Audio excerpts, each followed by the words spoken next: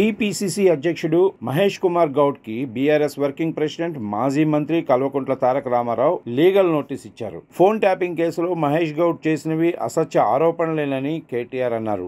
కాంగ్రెస్ సర్కార్ తన చేతగానితనాన్ని కప్పిపుచ్చుకునేందుకు phone tapping వ్యవహారాన్ని తెరపైకి తెచ్చి రాద్ధాంతం చేస్తుందని కేటీఆర్ మండిపడ్డారు. ఎలాంటి సాక్ష్యాధారాలు లేకుండా తమపై, తమ పార్టీ నేతలపై ఇంతటి దిగజారుడు వ్యాఖ్యలు చేయటం సిగ్గుచేటని అన్నారు. వెంటనే మహేష్ కుమార్ గౌడ్ బేషరతుగా క్షమాపణలు చెప్పాలని కేటీఆర్ డిమాండ్ చేశారు. కాగా ఫోన్ ట్యాపింగ్ కేసులో టీపీసీసీ అధ్యక్షుడు ఎమ్మెల్సీ బి మహేష్ కుమార్ గౌడ్ సాక్షిగా సిట్ ముందు హాజరయ్యారు.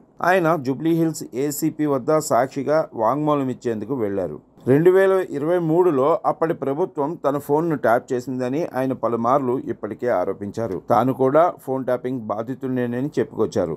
ఈ నేపథ్యంలో ఫోన్ ట్యాపింగ్ కేసులో సాక్షిగా టీపీసీసీ చీఫ్ ఏం చెప్తారనేది ఆసక్తికరంగా మారింది. ఈ క్రమంలో మహేష్ కుమార్ గౌడ్ సిట్ కార్యాలయానికి చేరుకోగా జూబ్లీహిల్స్ పోలీస్ స్టేషన్ ముందు కాంగ్రెస్ కార్యకర్తలు హడావిడి చేశారు. జూబ్లీహిల్స్ పోలీస్ స్టేషన్లోకి వెళ్లేందుకు వాళ్ళు ప్రయత్నించారు. దీంతో అక్కడున్న పోలీసులు వారిని బయటకు పంపించారు. సిట్ ముందు హాజరైన అనంతరం మహేష్ కుమార్ గౌడ్ మీడియాతో మాట్లాడుతూ ఫోన్ ట్యాపింగ్ కేసులో వాస్తవాలు బయటకు వచ్చాయన్నారు. 2018లో ఫోన్ ట్యాపింగ్ వల్లనే కాంగ్రెస్ ఓడిపోయింది.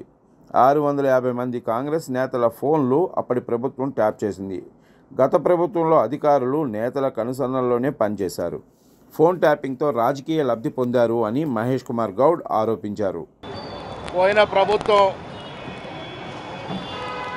ట్యాప్ చేసిన ఫోన్లలో మీ నంబరు ఉంది, మీతో కొంత మాకు సమాచారం కావాలని చెప్పడం, ఇవాళ నేను సిట్ ఆఫీస్కి వచ్చి ఆ సమాచారాన్ని వారితో పంచుకోవడం జరిగింది. 2021లో రేవంత్ రెడ్డి గారు పీసీ అధ్యక్షుడిగా, నేను వర్కింగ్ ప్రెసిడెంట్ అయిన తర్వాత చాలా సందర్భాల్లో మా మూమెంట్ని వారు క్రాక్ చేయడం, మా మూమెంట్ అంతగా వారికి తెలుస్తుందంటే మా ఫోన్లు ట్యాపింగ్లో ఉన్నాయని అనుమానం వచ్చి ఆనాడు చీఫ్ సెక్రటరీకి కంప్లైంట్ చేయడం కూడా జరిగింది. ఇవాళ వాస్తవాలు బయటకు వచ్చాయి.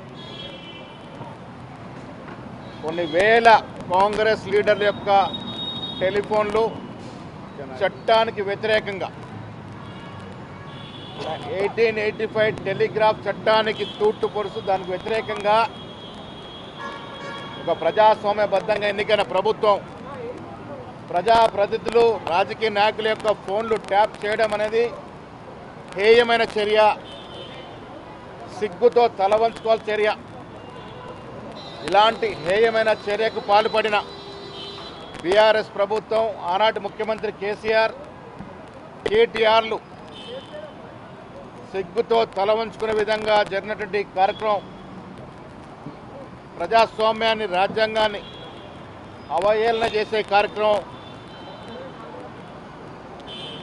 ఏ రాజకీయ నాయకుడు, రాజకీయ పార్టీ ఉండకూడదు, మేమే ఉండాలి శాశ్వతంగాని ఒక చెడు ఆలోచనతో ఇలాంటి కార్యక్రమానికి శ్రీకారం చుట్టినట్టుగా అర్థమవుతా ఉంది.